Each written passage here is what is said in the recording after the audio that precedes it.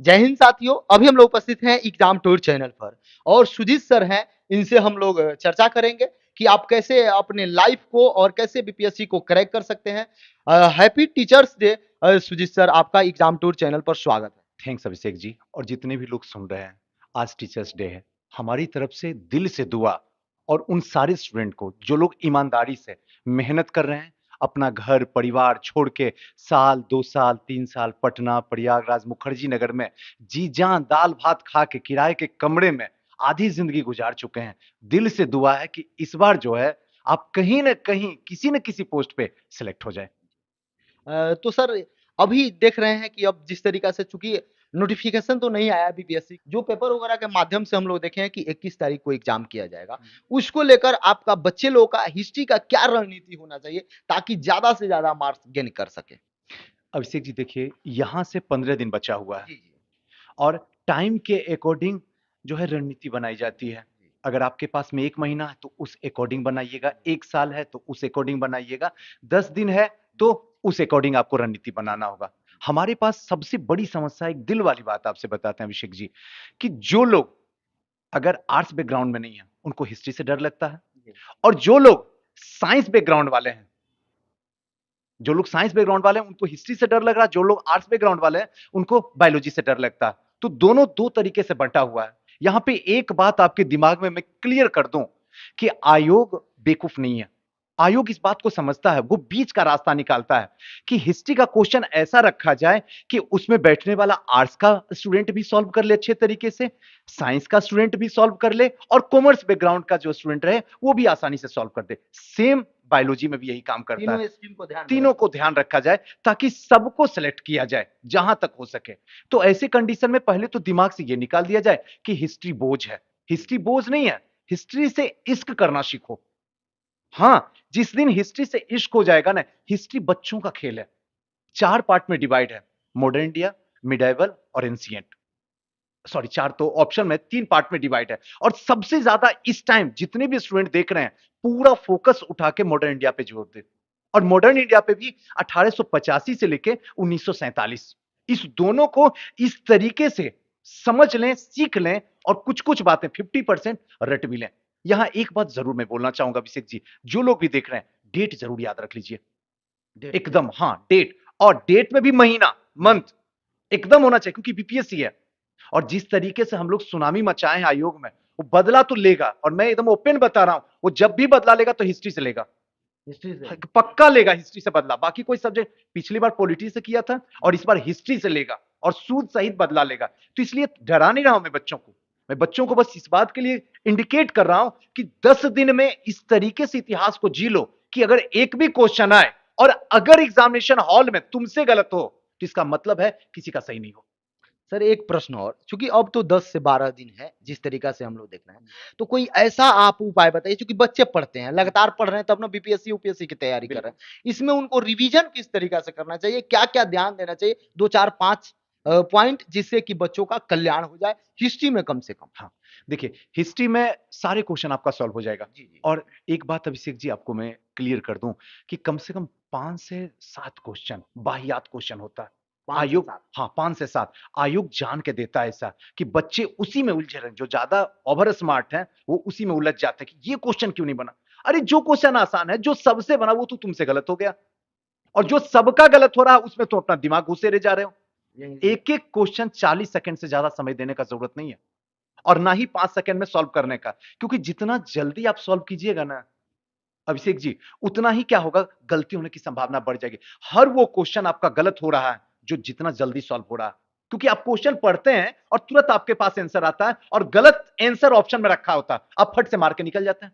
For the example, पिछले ही साल आया था, बिहार के प्रथम मुख्यमंत्री कौन है? पहला ही ऑप्शन था सुशासन बाबू। हमने क्लिक करके, अरे मुख्यमंत्री सुशासन बाबू, अरे समझो तो पहला।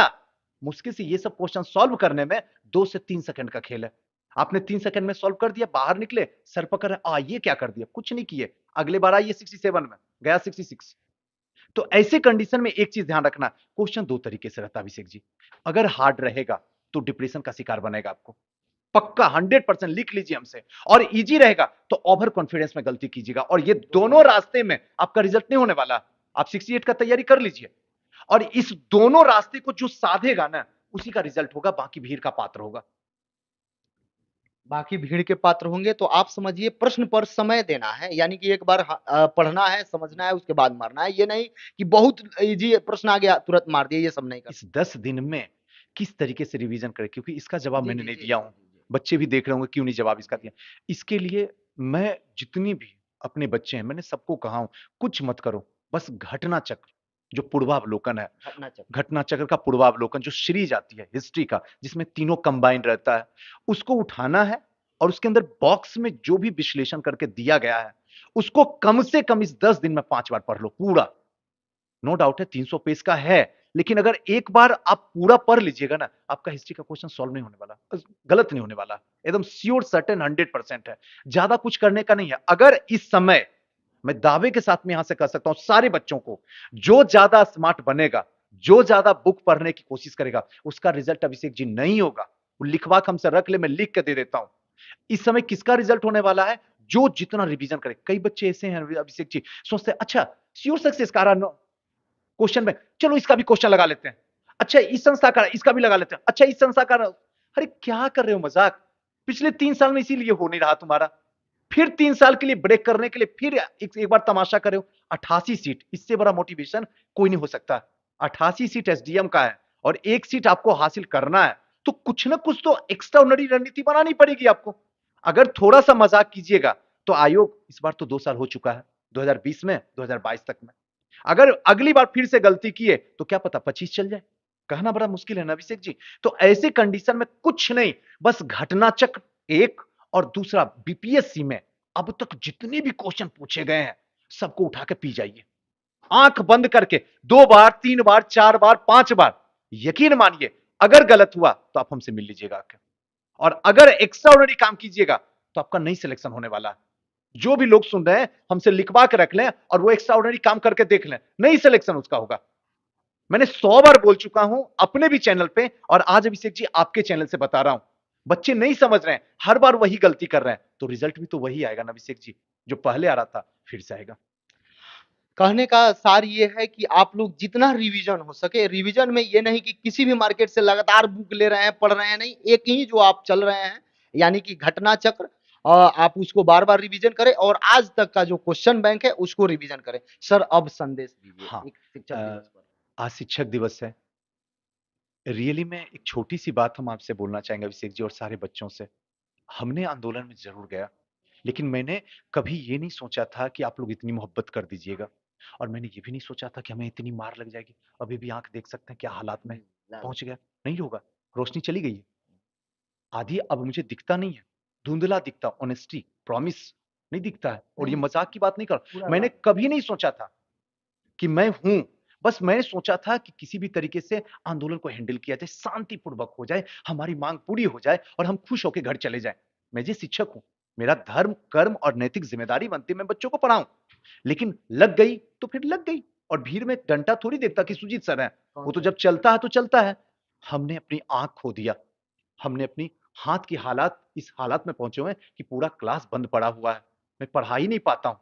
तो इतनी बड़ी हमने कुर्बानी दिया हूं, तो गुरु दक्षिणा में एसडीएम डीएसपी तो डिमांड करूंगा ही करूंगा, चाहे कुछ भी हो जाए। इससे नीचे का तो डिमांड नहीं करने वाला हूं, क्योंकि मारने वाला सारे लोग जो थे, एसडीएम भी लात मारे हैं, एसआई भी लात मारा है, कांस्टेबल भी मुझे मारा है, सब मिल के मारा है, और सबसे हमको बदला नहीं लेना है। और ना मेरे अपने बच्चों को कहता हूं कि उनसे बदला लेना, बल्कि उनके जगह पे तुम्हें जाना है, ताकि निहत्थे पे आप वार ना कर सको। इसलिए मैं हाथ जोड़ के फिर से आग्रह करूंगा, एसडीएम आपको बन के दिखाना होगा। जितनी खुशी आपके सिलेक्शन में आपके मां बाप को होगी, मैं ये तो नहीं कर सकता उनसे ज्यादा, लेकिन उनसे कम खुशी हमें भी नहीं होगी।